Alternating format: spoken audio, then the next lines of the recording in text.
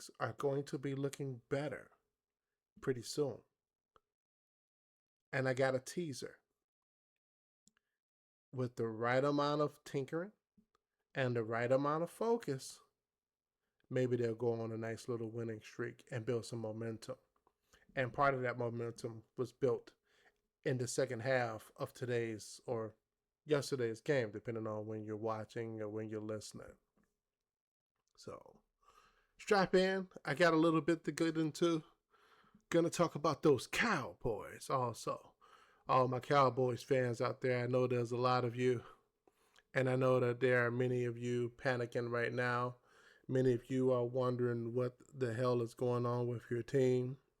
Many of you are wondering if it's time to fire Mike McCarthy and did they make the right moves, which was not many moves at all, except for bringing back Ezekiel Elliott, you know, of moves of significance, let me say.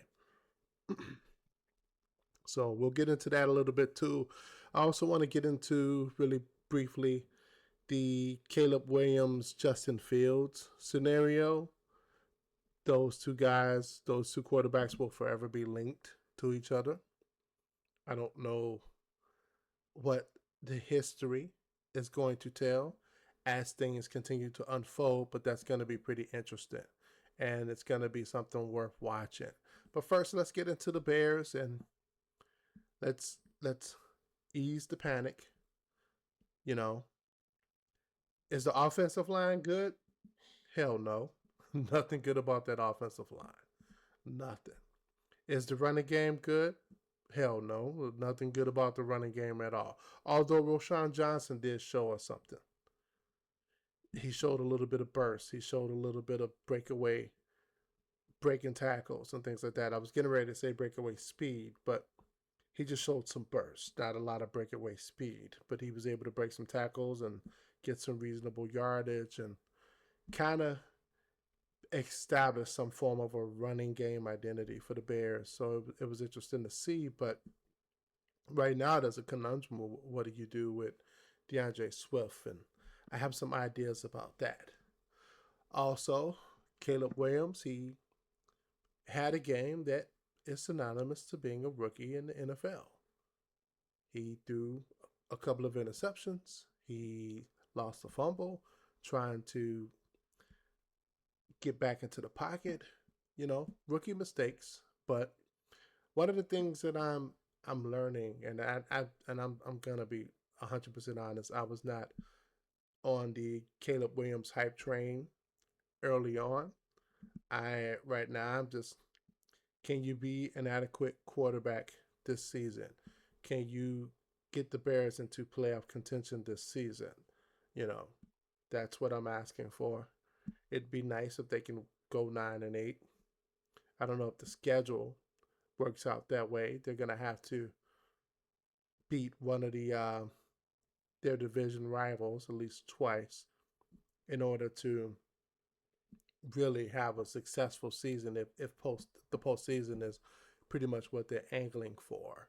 So, and I'm just saying, just based on how the schedule is breaking, um, there's going to be a significant drop off in tough opponents. Now, any given Sunday, of course, any given Sunday, a team can win.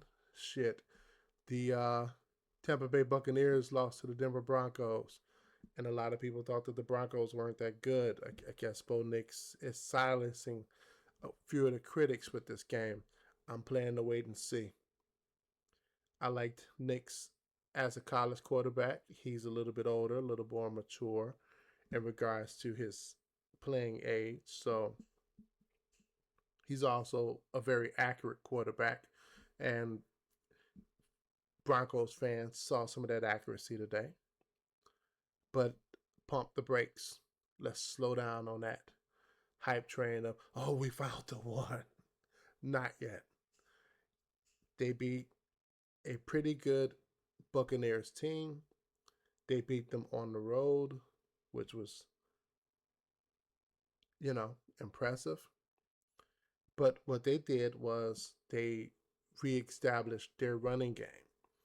And it brings up the importance of a running game when you have a rookie quarterback because it kind of evens things out a little bit. It eliminates some of the mistakes, some of the things that can go wrong with a rookie quarterback when you have a solid running game behind them to support that. So, um, Caleb Williams is officially, well, although as of the time that this is recording, the Washington Commanders have not played a game yet. They have not played their game. But as of right now, Caleb Williams is the only rookie QB that has thrown a touchdown pass. That's an interesting statistic. We're in week 3. One would think that between him, Daniels, Jaden Daniels from Washington, or Bo Nix, one of them would have thrown at least one.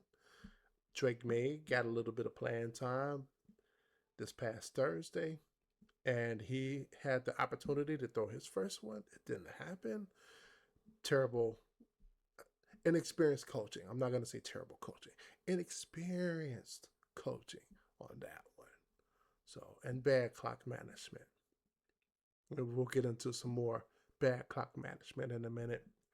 Just want to give a quick rundown to some of the things that happened in the league today or yesterday or whenever the hell you're listening at the time of this recording. This is being recorded on the Sunday night. Yes. So, there are a few undefeated teams. The Pittsburgh Steelers, amongst them, are perhaps the biggest surprise with Justin Fields being QB2. I'm joking about the QB2. Let him keep winning games, and I promise you Mike Tomlin is going to figure out a way to tell Russell Wilson, hey, let's support Justin. You got your money. Denver's paying you your money. Let's support Justin. We're going to get behind Justin because we need to see who's our quarterback for the future. I see that scenario happening, especially with the way that they won today. They beat a very solid and stout Chargers defense. And he threw a pick, but he's getting rid of the football a lot faster than what he was doing when he was playing with the Bears. And to kind of dovetail that into what some of my fellow Bears fans are probably thinking, did we give up on Justin Fields too soon? Well, they're going to forever be linked. Time will tell that story, to be quite honest. He had another solid outing, not world beating by any stretch of the means, not world beating, but he had a solid outing. And if you look at the roster on the offensive side of the ball, right now the Bears have better talent on all of the positions, with the exception of maybe 1 or 2 offensive line positions. But if you follow the Steelers, if you follow the Bears, if you understand the dynamic with this trade, it was, hey, Justin, thanks for breaking the quarterback records for our team as far as rushing yards go. Thanks for bringing the energy and the excitement. But we're going to go over here because this Corvette looks like it goes a little bit faster. It'll get us to the place that we want to go faster. And by the way, we're not going to get much for you when we discard you. So we might be seeing Justin Fields play like a man on a mission. We also might be seeing Justin Fields play to keep himself in the NFL, which is important. He's a free agent at the end of the season because Pittsburgh didn't pick up his option. But he's also in a better situation, coaching-wise. Mike Tomlin, if you follow football, you know Mike Tomlin is the creme de la creme when it comes to coaches. for a long time, it's been Bill Belichick, who's not coaching this season, obviously. Bill Belichick, Sean Payton, Sean McVay, Kyle Shanahan, Mike Tomlin. Not necessarily in that order. So we're talking the creme de la creme. We're talking one of the best coaches, one of the best head coaches in the last 20, 30 years. And coaching makes a difference. It builds confidence when you're a quarterback who's struggling and you can turn over on the sideline and you see your head coach instilling confidence in you, pushing you to be a leader, pushing you to be a better player, pushing you to be a better human. That makes all the difference in the world, along with the fact that you're playing for your NFL career. And that's what Justin Fields is doing. So before anyone starts making a comparison between Caleb Williams and Justin Fields, Fields is in his 4th season in the NFL. The understanding of defenses is a little bit better now, as you can tell. The mechanics are a little bit better now with better coaching. And he's getting rid of the football faster. And don't underestimate a player playing for their career. Case in point, look at what's going on with the Minnesota Vikings and Sam Darnold. He's playing his ass off. He really is. And that defense is scary. Brian Flores has them blitzing and going all over the place. They're flying here, flying there. They beat a very, very strong Houston Texans team. And last week they dismantled the 49ers. Maybe I slept on them. Maybe most of us slept on them because J.J. McCarthy wasn't going to be there. Interesting how that works out. But that's a scary team. And it's highlighting the point that I'm making. Don't underestimate the power of someone playing for their NFL careers, because it does, absolutely does make a huge difference. So, but the Bears will be okay. They're going to be okay. They got a fairly easy schedule. Six winnable games, all lined up in a row. If they go 5-1, that's great. I think the one trap game would be the Jaguars, but that's in a couple of weeks. One of the things that we saw against Indianapolis, and what we've seen in the first 2 games of the season, Caleb Williams has an astute ability of understanding what the defense is doing, processing it, breaking it down, and determining what he needs to do in order to do what he has to do. And I've never been able to say that about a Bears quarterback in my lifetime. And I go back a long time. I remember the 85 Bears. Jim McMahon was never able to do it. I remember the Rex Grossman years. He was never able to do it. Jake Cutler has never been able to do it. Eric Kramer has never been able to do it. Cordell Stewart has never been able. Yeah, I'm taking you all back. Some of you all are probably listening like, what the fuck? Did he just drop a Cordell Stewart? Yes, the fuck I did. Cordell Stewart has never been able to do that. He was never able to do that. I'm watching, and we're watching, Caleb Williams adjust on the fly, play by play. It's one of the reasons why the second half, especially in the fourth quarter, it's one of the reasons why he shined. Now, could he be helped by a running game? Of course. Of course. Going for a 2-point conversion during that time that Coach Eberflus did, I question that decision. I understand the analytics part of it, but just get the easy points. Get the easy 1 point.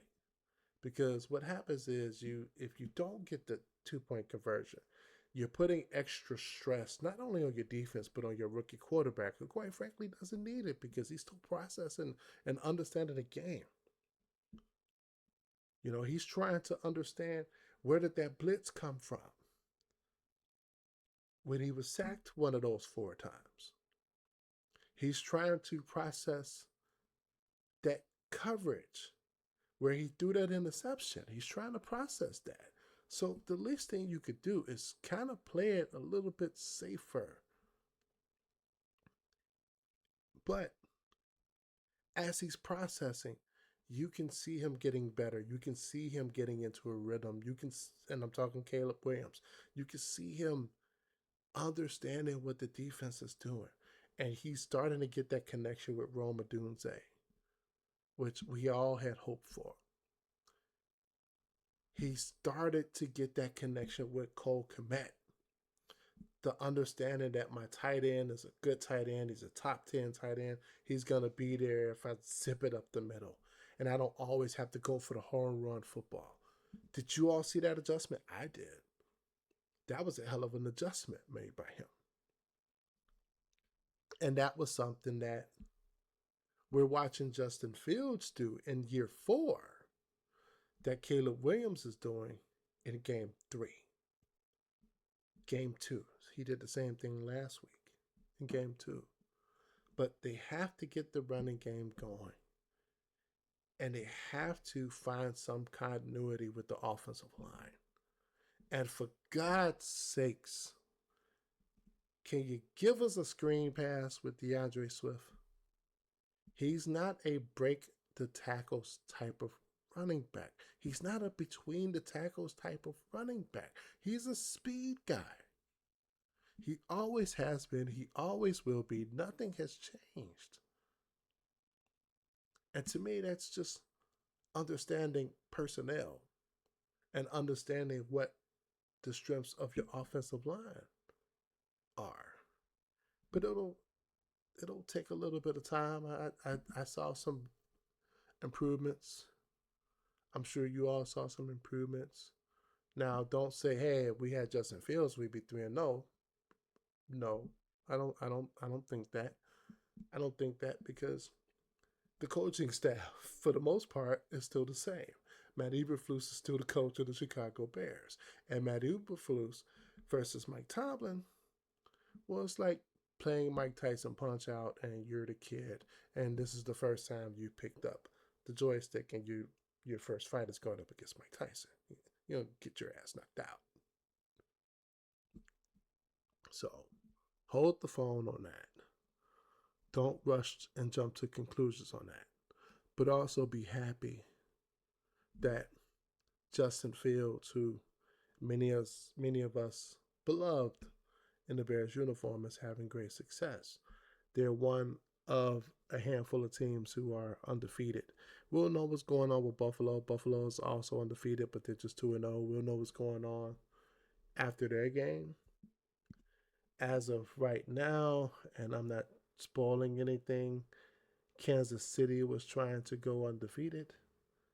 And if everything holds, they probably will at the time of this recording. But after the recording is over with, chances are they'll also be undefeated. The Minnesota Vikings are undefeated. They're undefeated.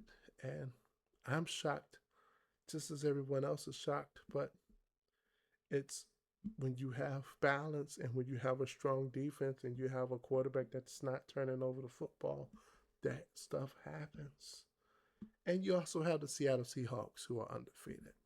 But the Seattle Seahawks, they quietly might be working on some things. They quietly are a juggernaut. Speaking of juggernauts or proposed juggernauts, what the hell is going on with those Cowboys? How about those Cowboys? Huh? And I'm not laughing at the Cowboys and their luck. I may poke fun at the fans a little bit, but don't panic either. Don't panic. Just understand that the team is not that good just yet.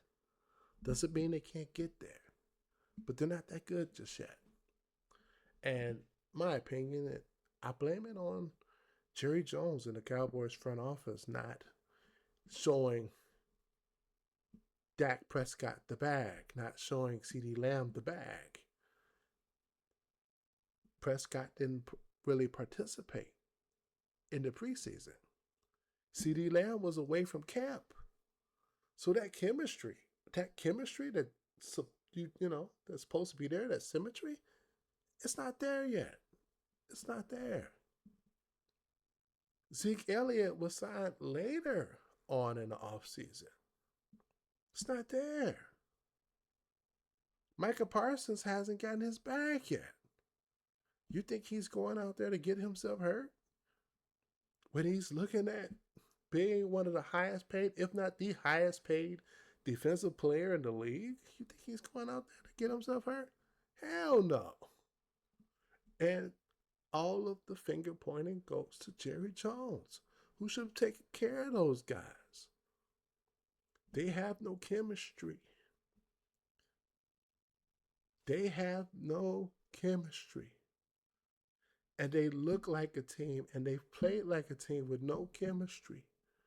I don't care about that one game that they won. So what?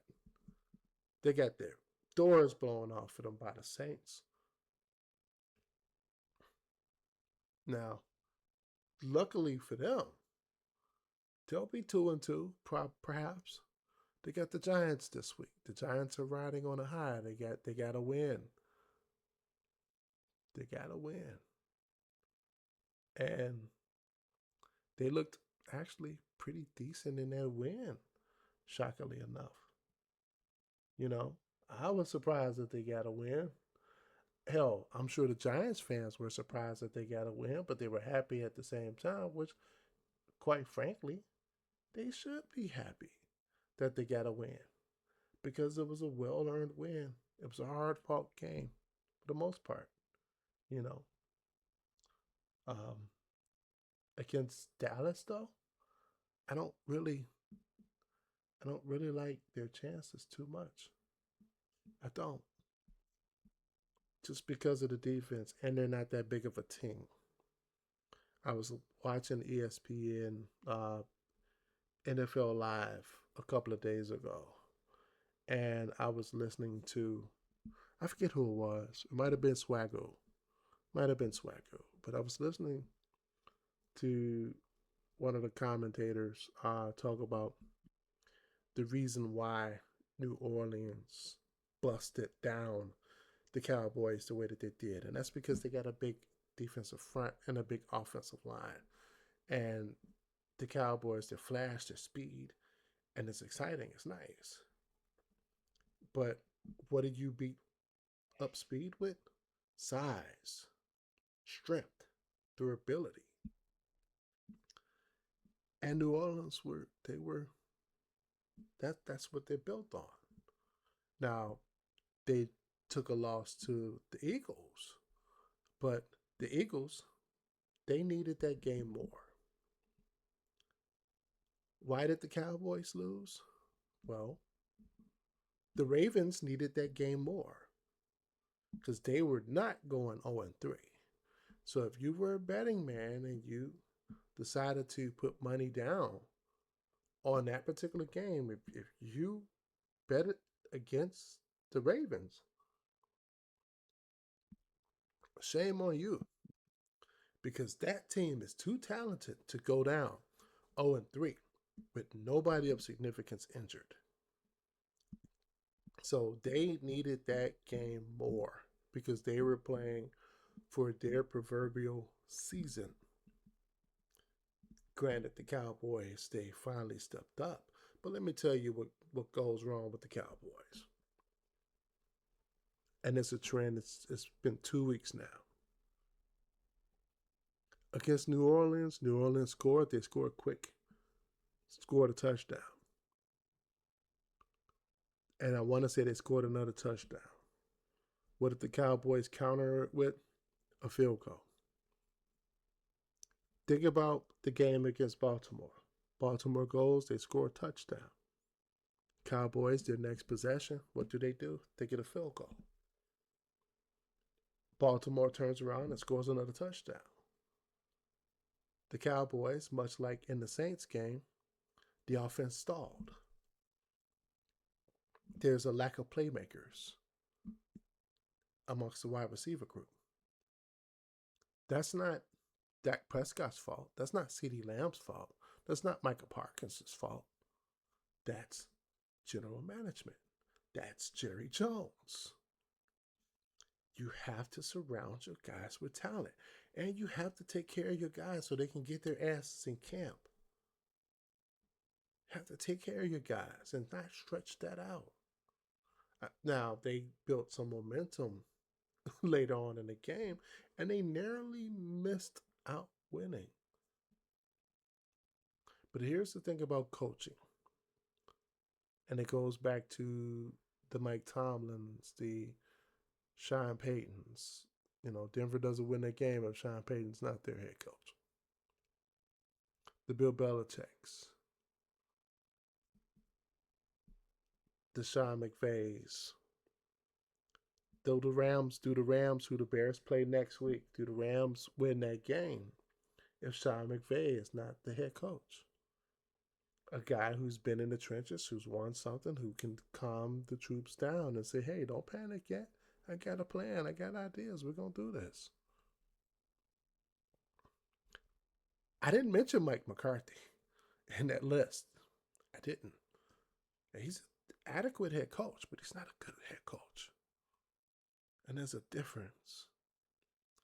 How did you bust up a strong interior defensive line? How did you bust that up? You run your bruiser.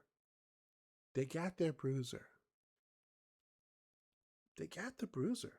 What did the bruiser do?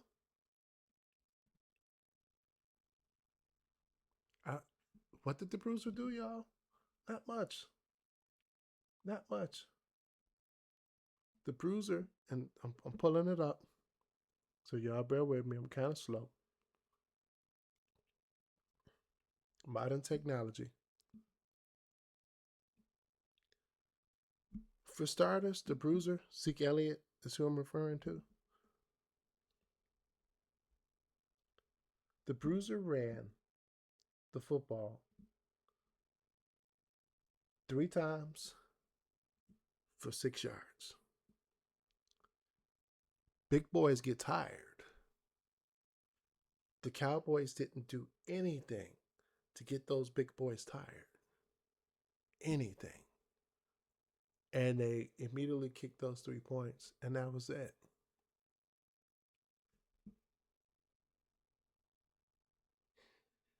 Plain and simple. That's how the game goes.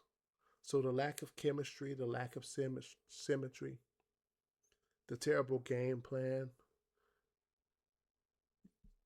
Cowboys weren't going to win that track meet. They had to bruise. They had to get those guys tired. And Jerry Jones needed to pay his people. Take care of your people. They'll take care of you. So, hope you all enjoyed what you heard. This will be more and more and more. Want to get into the WNBA and what Caitlin Clark is going to do in the playoffs. She didn't do that well against Connecticut. She minus 20 in the plus minus statistics. Some people say that that's an indicator of how well a person plays. Some people disagree, but a minus 20 and you're losing by almost 30 doesn't spell for a lot of postseason success She shot 4 for 17. You know, I'm not a Caitlin Clark hater by any stretch of the means. I think she can play. I really think she can play. I just think she forces it. I think she forces the issue a little too much. And she may have gotten, at least game one, she may have gotten out of what got the Indiana Fever into significant playoff contention in the first place. And that was relying on Kelsey Mitchell, relying on other players on the team, and not go for hero ball. So it's only game one.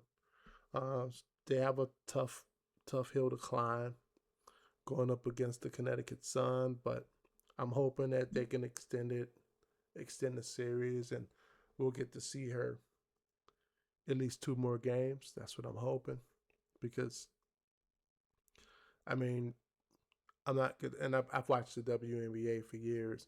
I'm not gonna say that she saved the WNBA. She's brought more eyeballs, her and Angel Reese. Before she got hurt, Cameron Brink, they brought more eyeballs to the game. And as a fan of the game, a long time fan of the game, I think that that's a wonderful thing. Next season's going to be really, really, really, really good, especially when Paige Beckers gets into the league. You know, so we can see that rivalry happen all over again. Um, Different storylines. It'll be interesting who gets the number one pick when the lottery happens. But for the meantime, the star power, or what people consider star power, um, Caitlin Clark had to have a better showing. And I think one of the reasons why she didn't have a better showing is because she's trying to force the issue instead of letting the game come to her. And she can ball. She can really ball. But there's a lot of women out there who can really ball. Congratulations to A'ja Wilson for winning the MVP of the league, unanimous. It's great. I can't wait to see what her squad does. See if they can actually pull off the three-peat. That would be nice to see. And that would just be just as good for the league as Caitlin Clark, Angel Reese, and Cameron Brink, and Rickea Johnson coming into the league. It would be a nice thing to see. So shouts out to A'ja Wilson. Um, no shouts out to Anthony Joshua, who, my boxing fans, hey man, sometimes we love our people, we love our favorite fighters, but sometimes our favorite fighters got to hang it up. They got to hang it up. So that's all I'm gonna say about that. I hope that you all enjoyed the podcast. I hope that you all enjoyed what you've heard, what you watched. Hopefully, I'm entertaining. If you like what you hear, hit like, download it. I'm gonna try to get this everywhere. It should be everywhere at some point. Subscribe to the channel. I should have said that first, because this would be on YouTube as well. Subscribe to the channel. Like it. Get me up there. Open some doors. Let me in. I talk a little shit. I talk some politics too. Shout out to Kamala Harris, who I hope is going to be the first woman president of the United States. No shout out to Donald Trump. that's that's all I got. All right, everybody. Thanks for listening. Thanks for watching. Take care of your people. Love on each other, and peace out.